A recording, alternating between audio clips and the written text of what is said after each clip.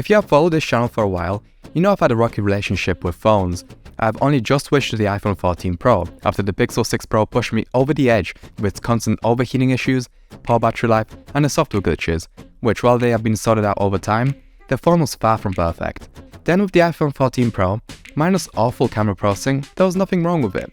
It was an incredibly reliable phone, like iPhones always are. But when I got to play with the S22 and S23 Ultra for a few minutes, and being impressed with One UI on my Tab S6 Lite, I knew what I had to do. And genuinely, the S23 Ultra is the best phone that I have ever used. I love it more than I think any other phone that I have ever owned. So join me in this review as I tell you why.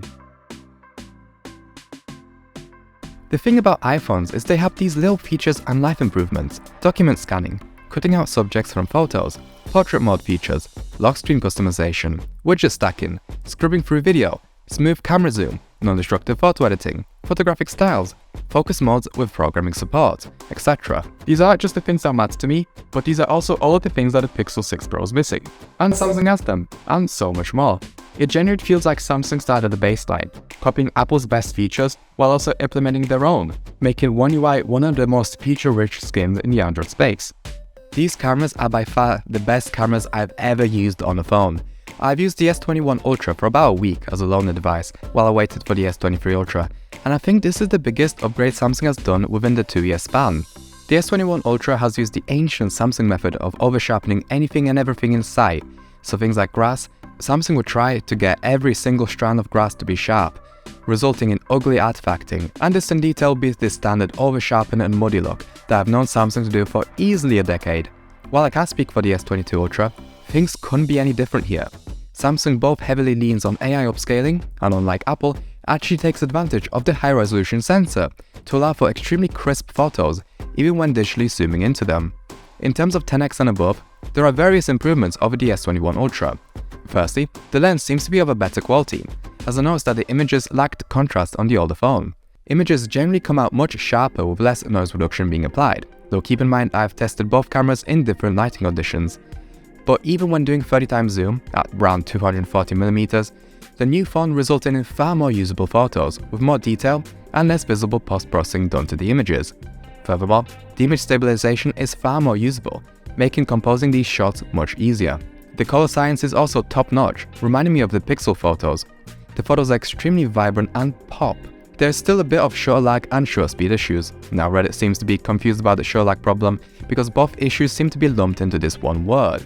Shutter lag refers to the fact that it takes about half a second for the image to be shot after you press the shutter button. Not always, mind you.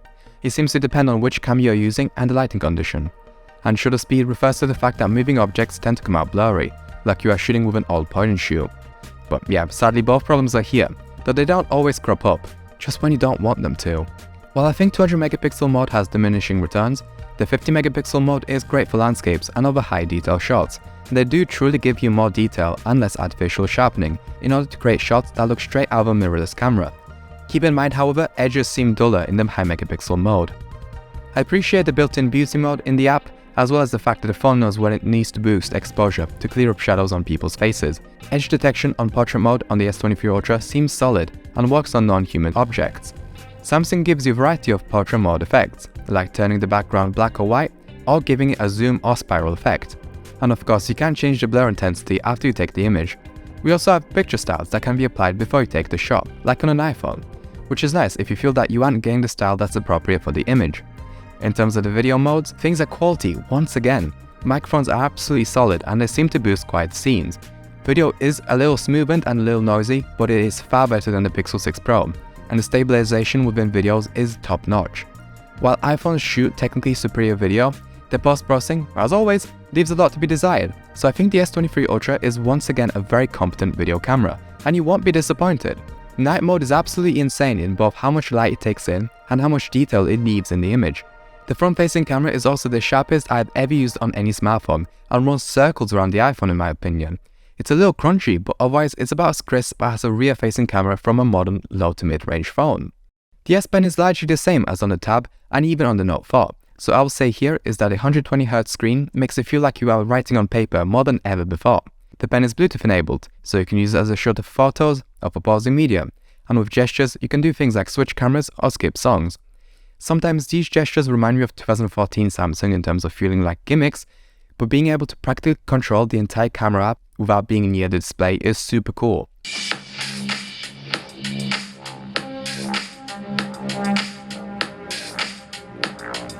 I like the ability to have a border around my notifications, which makes it clearer to see when I have received one. And I love the fact that I can have the always on display come on only when I have a notification waiting for me. This is the closest equivalent to having a notification LED. We also have Dolby Atmos support too for Apple Music, which is very nice to see. Or here, I guess. The Gallery app is an absolute joy to use. I love the vast features that it gives you, like the photo remaster option that lets you clean up some of your older, less than stellar images. You have object selection, as well as shadow and reflection eraser, a feature that Google is proud of having on the Pixel line. You can also apply filters to your images, as well as drawing styles. You can resize images if you need to send an image on a website that has a hard megabyte limit. And of course, most of these options don't destructively overwrite your image, so you can always go back and tweak with the sliders.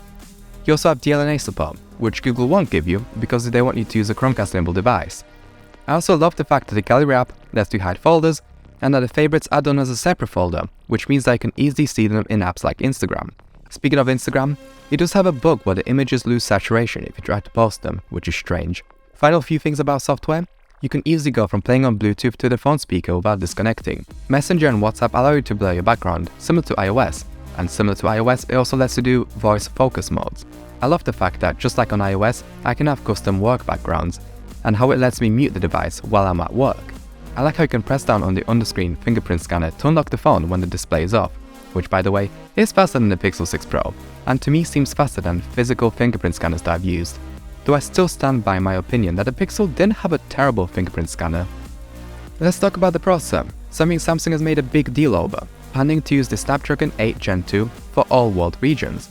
The S23 Ultra was already pretty fast, but this is on another level, and in fact, I think it beats the iPhone in day-to-day performance. This is especially thanks to the animations being much faster than on iOS, but also, apps don't wait around to load like they do on an iPhone.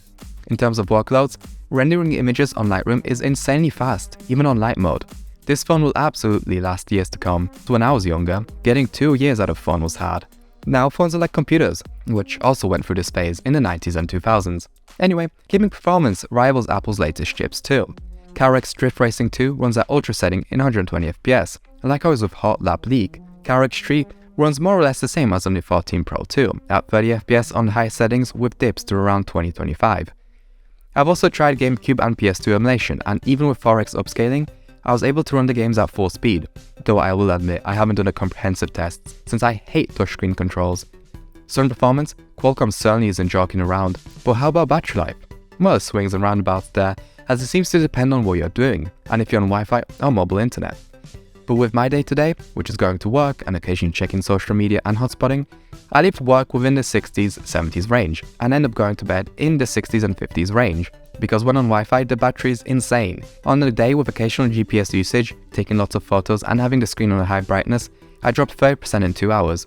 But when at home, just watching YouTube and TikTok, I could realistically probably get about 8 or 9 hours SOT. I just don't have the time to test that anymore, unfortunately. This phone also practically never gets warm, and even when shooting 4K video or playing games, it only gets lukewarm, which makes a big change from the Pixel 6 Pro. Like, I've been recording all these 4K clips, I've been streaming onto the TV to use as a monitor.